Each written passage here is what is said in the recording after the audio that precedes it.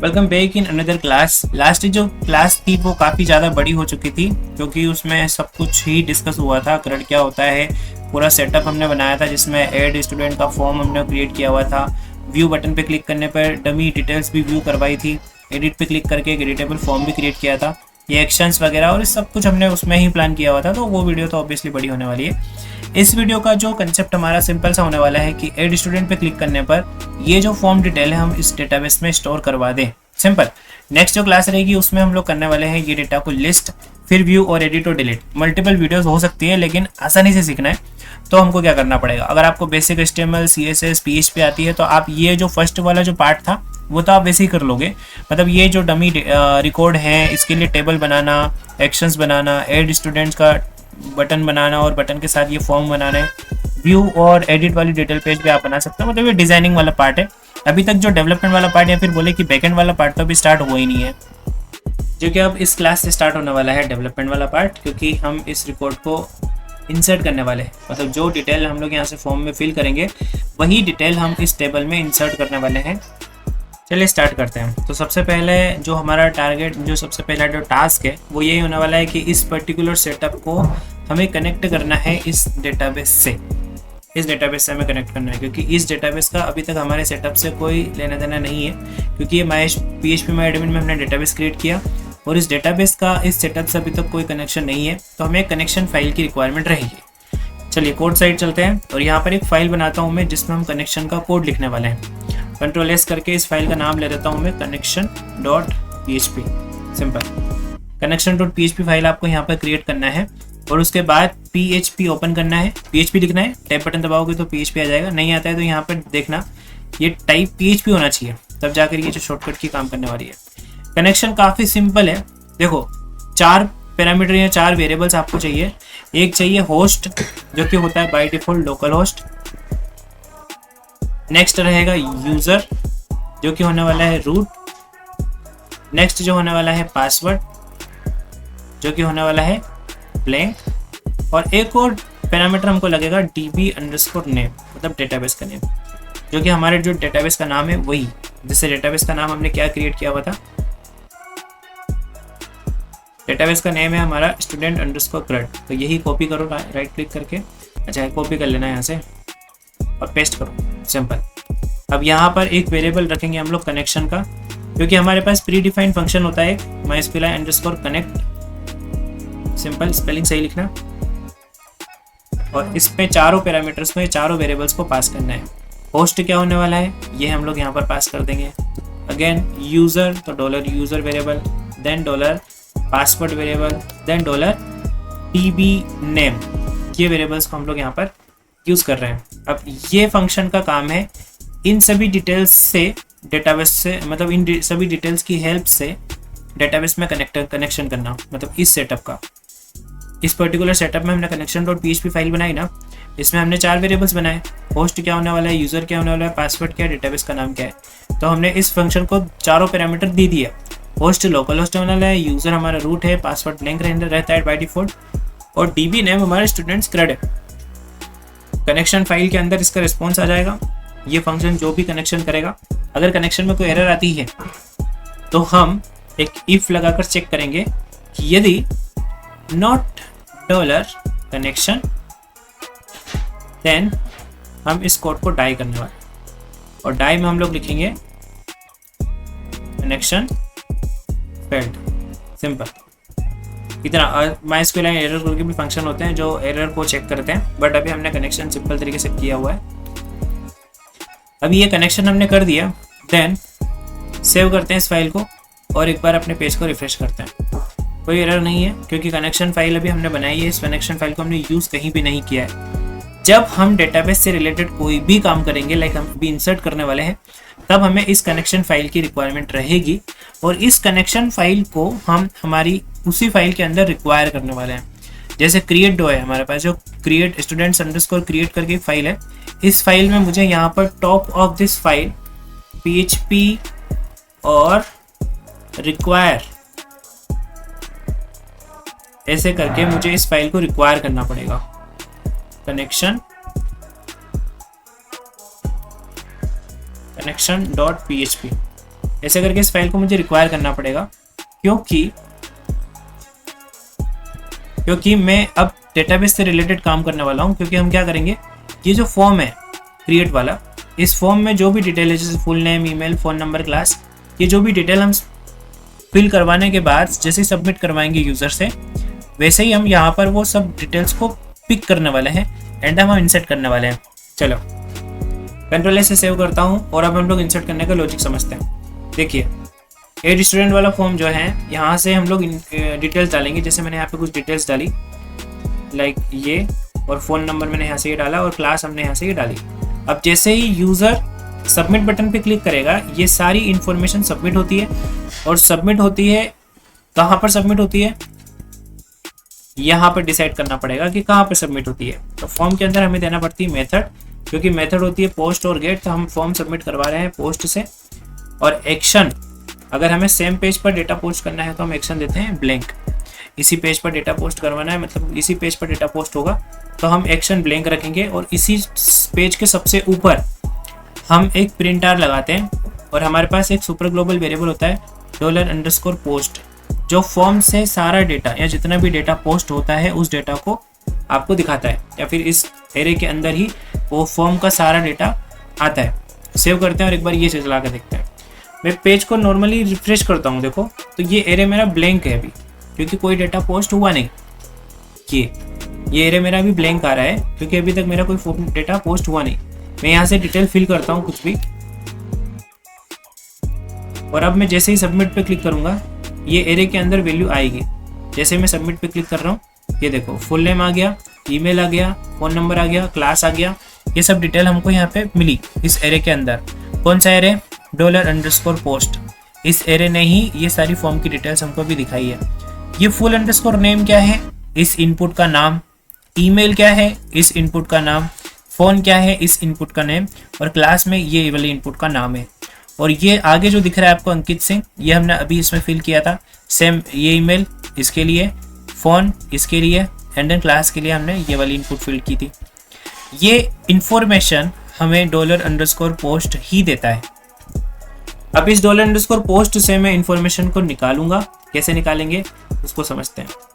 अब मैं सबसे पहले यहाँ पे एक लॉजिक लगाता हूँ सिंपल सा, इफ नॉट एम्प्टी $_post। इससे क्या होगा कि जब फॉर्म पोस्ट होगा तभी हमें अंदर का कोड चलवाना है, क्योंकि $_ जो पोस्ट होता है वो बाय डिफॉल्ट एम्प्टी होता है। अभी हमने चेक किया था, ये एम्प्टी होगा मतलब फॉर्म पोस्ट हुआ नहीं है। अगर फॉर्म पोस्ट नहीं हुआ है तो फिर हमें जो कोड फॉर्म पोस्ट होने के बाद चलवाना है वो कोड नहीं चलवा सकते। मतलब ऐसा होने वाला है ना कि जो इंसर्ट वाला कोड है वो कब चलना चाहिए, जब फॉर्म सबमिट होगा। इसलिए हम लोग $_post को नॉट एम्प्टी फंक्शन के अंदर डाल रहे हैं। नॉट एम्प्टी एक प्री डिफाइंड फंक्शन है, पहले से डिफाइंड है, PHP की तरफ से आपको गिफ्ट मिलता है। अब क्या होगा, $_post एक एरे होता है। देखो इस एरे के अंदर बहुत सारी वैल्यूज है। इस एरे में से फुल नेम निकाल सकता हूँ मैं, ईमेल रख सकता हूँ, फ़ोन नंबर रख सकता हूँ। इन सभी इंफॉर्मेशन को मैं एक एक वेरिएबल के अंदर स्टोर कर लेता हूँ। देखो $_full_name वेरिएबल के अंदर $_post से full_name प्रिंट कर दूं। सेम फ़ोन वेरिएबल बना लेता हूँ और $_post में फ़ोन डाल देता हूँ। ये क्या डाल रहा हूँ मैं, ये आपकी यही वाली फील्ड डाल रहा हूँ मैं, full_name, जो कि आपकी इनपुट का नेम है, सिंपल यही। और ये मैंने वेरिएबल का नाम बनाया। मैंने वेरिएबल का नाम भी सेम बना दिया है। फ़ोन वेरिएबल का नाम रखा मैंने, और यहाँ पर फ़ोन सेम नेक्स्ट फील्ड के लिए, मतलब इसका डेटा मैंने स्टोर कर लिया इस वेरिएबल में। ईमेल का डेटा स्टोर कर लेता हूँ मैं। चलो फ़ोन की जगह पर हम लोग ईमेल रख लेते हैं।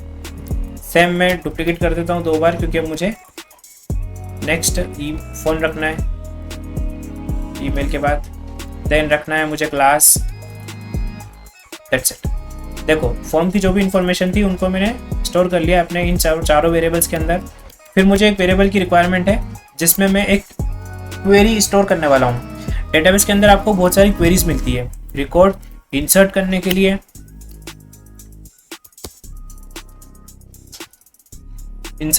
मिलती है, सिलेक्ट करने के लिए मिलती है, अपडेट करने के लिए मिलती है और डिलीट करने के लिए मिलती है। इसके अलावा बहुत सारी और क्वेरीज मिलती है, जॉइंट्स वगैरह वगैरह सब, ठीक है। अब बेसिक माइस्क्यूएल भी आपको आना चाहिए, तब जाके आप CRUD ऑपरेशन कर सकते हो। तो बेसिक माइस्क्यूएल भी आपका क्लियर रहना चाहिए। चलिए, अब फुल नेम हो गया, ईमेल हो गया, फ़ोन हो गया, क्लास हो गया, जो भी फॉर्म का डेटा था हमने इन वेरिएबल में स्टोर करवा लिया। अब मैं एक वेरिएबल या फिर एक क्वेरी लिखता हूँ सबसे पहले आपके लिए। चलिए एक वेरिएबल बना लेते हैं, उस वेरिएबल में स्टोर करते हैं इंसर्ट क्यू अंडरस्कोर क्यू। इस वेरिएबल का नाम कुछ भी दे सकते हो। हमने इंसर्ट क्यू इसलिए दिया है क्योंकि इंसर्ट की क्वेरी हम लोग इस पर रखने वाले हैं। डबल इन्वर्टेड के अंदर मैं क्वेरी लिखने वाला हूँ। क्वेरी हमारी इंसर्ट की होती है इंसर्ट इनटू जो भी टेबल का नाम है। हमारी टेबल का नाम क्या है, चलो डेटाबेस की साइड चलते हैं, यहाँ से देखते हैं। हमारी टेबल का नाम है स्टूडेंट्स। यहाँ से नेम कॉपी करके मैं यहाँ पेस्ट कर देता हूँ। फिर यहाँ पर मुझे कॉलम्स चाहिए, तो कॉलम्स में मैं कॉलम के नेम चाहिए। अब इस टेबल के अंदर जो भी कॉलम्स के नेम है, जैसे फुल नेम है पहला कॉलम, कॉपी करते हैं, पेस्ट कर लेते हैं, copy, email, again copy, phone, आप टाइप कर सकते हैं, क्लास, डबल क्लिक कर रहा हूँ, सिलेक्ट हो जाता है, कंट्रोल सी से कॉपी हो जाता है, सिंपल। एंड देन लिखना पड़ता है आपकी क्वेरीज में वैल्यूज, और वैल्यूज में आप देंगे सिंगल इन्वर्टेड में इन सभी वेरिएबल्स को, क्योंकि ये सब फॉर्म का डेटा है, कोमा, सिंगल इन्वर्टेड में डॉलर, ईमेल, जैसा वेरिएबल का नाम है वैसे ही देना है। केस सेंसिटिव होती है तो सिंगल कैपिटल डिफरेंट होगा, फोन, और फिर डॉलर क्लास, दैट्स इट। अब देखो क्वेरी हमारी कैसी रेडी हुई है, इंसर्ट इनटू स्टूडेंट्स, जिसमें फुल नेम, ईमेल, फोन और क्लास होने वाली है, जिसकी वैल्यू फुल नेम की फुल नेम वेरिएबल, ईमेल की ईमेल वेरिएबल, फोन की फोन वेरिएबल और क्लास की क्लास वेरिएबल, दैट्स इट। ये हमारी इंसर्ट क्वेरी हो गई। अब इस क्वेरी को एग्जीक्यूट करने के लिए माइस्क्यूएल साइट से हमें एक फंक्शन मिलता है mysqli_query। किसी भी क्वेरी को एग्जीक्यूट करने के लिए हमारे पास mysqli_query फंक्शन मिलता है। इस फंक्शन को 2 पैरामीटर चाहिए, ध्यान रखना। एडिट पे करेंगे तब भी हमको ये रिक्वायरमेंट रहेगी, इसी फंक्शन की जरूरत पड़ने वाली है, क्योंकि उस टाइम पे भी हम क्वेरी लिखने वाले हैं और उस क्वेरी को एग्जीक्यूट करने वाले हैं। डिलीट के टाइम पे भी हम क्वेरी को डिलीट वाली जो क्वेरी रहेगी उसको एग्जीक्यूट करवाने वाले हैं। सिलेक्ट करेंगे डेटा या फिर फेच करेंगे या रीड करेंगे डेटा, तब भी हमें उस क्वेरी को एग्जीक्यूट करवाना पड़ेगा। हर टाइम या फिर CRUD ऑपरेशन में क्वेरीज को एग्जीक्यूट करवाने का काम हमें रहेगा, और उन क्वेरीज को एग्जीक्यूट करवाने की जो रिस्पॉन्सिबिलिटी है वो है mysqli_query फंक्शन के पास। या फिर ये कहें कि mysqli_query फंक्शन होता है जो आपकी क्वेरी को एग्जीक्यूट करवाता है। डॉलर कनेक्शन, ये क्या है, इसको 2 पैरामीटर चाहिए। एक चाहिए कनेक्शन, किस कनेक्शन के लिए मैं आपकी जो क्वेरी है जो आपने वेरिएबल में रखी थी इंसर्ट क्यू के अंदर, इसके अंदर, उसको मैं एग्जीक्यूट करूं, तो पहले इसको कनेक्शन देना पड़ता है। ये कौन वेरिएबल कौन है यार, तो कौन वेरिएबल देखो हमने कनेक्शन.php ऊपर रिक्वायर कर रखा है ना, इस कनेक्शन फाइल के अंदर ही हमने यहाँ पे कौन वेरिएबल बनाया था जो कनेक्शन को देता है। तो इस क्वेरी को, इस फंक्शन को 2 पैरामीटर चाहिए, कनेक्शन और एक इंसर्ट क्यू। इसको मैं स्टोर कर लेता हूँ एक वेरिएबल के अंदर which is RESP, call for response. Response variable के लिए हम लोग यहाँ पर एक रिस्पॉन्स वेरिएबल बना लेते हैं। फिर इस रिस्पॉन्स से मैं चेक कर लेता हूँ कि इफ दिस रिस्पॉन्स, मतलब ये 1 अगर रिटर्न करता है, देन सक्सेसफुली रिकॉर्ड इंसर्ट हो चुका है। तो फिर मैं हेडर, लोकेशन और पेज का नाम, क्या नाम है हमारा पेज का नाम, student_list.php, इस पेज पर रिडायरेक्ट कर देंगे। एल्स PHP में रिडायरेक्ट का तरीका ये है ना, फिर मैं डुप्लीकेट कर सकता हूँ ना, list.php पे ही रिडायरेक्ट करेंगे अगेन, अगर इंसर्ट नहीं हुआ तो भी, या फिर इसी पेज पे रिडायरेक्ट कर देते हैं student create.php पे, ये पेज है। और यहाँ पर चलो अभी तो सेव करते हैं, और अब मैं पेज को फिर से इसी सेम पेज को रिफ्रेश करता हूँ। फॉर्म कंफर्मेशन ले रहा है, ले लेते हैं, ठीक है, कंटिन्यू में करता हूँ। नहीं, ऐसा नहीं करते हैं, क्या आप लोग बिल्कुल ही कंफ्यूज नहीं चाहता मैं कि आपके माइंड में बिल्कुल भी एक छोटा सा भी कंफ्यूजन रहे, सो दैट मैं इस पेज को फिर से URL पे क्लिक करके फिर से रिफ्रेश करता हूँ। एंड अब मैं यहाँ पे एक रियल इन्फॉर्मेशन डालता हूँ, जैसे मैंने यहाँ पे इन्फॉर्मेशन क्लिक की, विजय कुशवाहा एंड vj@gmail.com, और फ़ोन नंबर मैंने यहाँ पे कुछ भी फिलअप कर दिए, 10th इस क्लास दे देते हैं और सबमिट करते हैं। जैसे मैं सबमिट करूँगा ये इन्फॉर्मेशन यहाँ पर पोस्ट होगी, सेम पेज पर, क्योंकि हमने देखो मेथड पोस्ट दे रखी है, एक्शन हमने ब्लैंक दिया, ब्लैंक का मतलब इसी पेज पर, और ये एम्प्टी नहीं रहने वाला है क्योंकि फॉर्म सबमिट हुआ है। सबमिट हुआ तो फॉर्म की सारी इन्फॉर्मेशन को हमने $_ से निकाल लिया और वेरिएबल्स में रख दिया। फिर एक क्वेरी बनाई और उस क्वेरी में इन वेरिएबल्स को फिर डाल दिया। इससे क्या हुआ कि इन पर्टिकुलर कॉलम्स में ये वैल्यूज जाने वाली है, उसको हमने एक वेरिएबल में रखा और उस वेरिएबल को पास कर देंगे हमारे MySQL क्वेरी के अंदर। देखो बहुत बड़ा लॉजिक नहीं है, फिर से समझ लो यार, बहुत ज़रूरी है, इंपॉर्टेंट है कि आपको बहुत आसानी से समझ में आए। ये जो फॉर्म है, इस फॉर्म में जो भी इंफॉर्मेशन मैंने फिल की है, जैसे सबमिट करूँगा मैं, तो ये सबमिटेड डिटेल्स जैसे full name, email, phone number और क्लास, ये सब मैं $_ से निकाल लूँगा और वेरिएबल्स में रख दूँगा, ताकि मैं इन वेरिएबल्स का यूज़ कर पाऊँ अपनी क्वेरी के अंदर। इंसर्ट इनटू स्टूडेंट्स, जहाँ पर कॉलम्स के नेम और वैल्यूज़ के बाद मुझे वैल्यूज़ देनी पड़ती है, तो वैल्यूज़ में मैंने उन वेरिएबल्स को दे दिया, क्योंकि फॉर्म की सारी इन्फॉर्मेशन इन वेरिएबल्स के अंदर हमने रखी थी। इस वेरिएबल को मैं पास करूँगा अपने MySQL क्वेरी के अंदर, क्योंकि इस क्वेरी को एग्जीक्यूट करना है ना, और एग्जीक्यूट करने के लिए मेरे पास एक फंक्शन रहता है MySQL क्वेरी। जब भी एग्जीक्यूट करना है क्वेरीज को, तो आपके पास MySQL क्वेरी फंक्शन रहने वाला है। इस फंक्शन को 2 पैरामीटर चाहिए, एक तो कनेक्शन, लाइक किस कनेक्शन के लिए इस क्वेरी को एग्जीक्यूट करना है, एंड नेक्स्ट इज क्या आपकी क्वेरी है वो मुझे दे दो। फिर आपको रिस्पॉन्स में 0 या 1 मिलने वाला है। अगर 0 मिलता है तो एल्स चलेगा, और इफ हमेशा ट्रू या 0 के केस में मिलता है, सॉरी 1 के केस में चलता है, और अगर 1 आता है तो फिर हम लोग इसको रिडायरेक्ट करवा देंगे। PHP में रिडायरेक्ट का तरीका ये है, हेडर लोकेशन students.php वगैरह वगैरह। चलो अब ये सिंपल सा फ्लो है और कुछ नहीं है इसमें। आगे हम लोग इसमें एरर मैसेज वगैरह भी शो करना सीखेंगे, लेकिन अभी आपको कंफ्यूज नहीं करते हैं। अब मैंने यहाँ पे फॉर्म में फिलअप की सारी डिटेल सबमिट करते हैं और ये हमारे रिकॉर्ड इंसर्ट हो चुका है। बट आपको कैसे पता चलेगा कि रिकॉर्ड इंसर्ट हुआ है?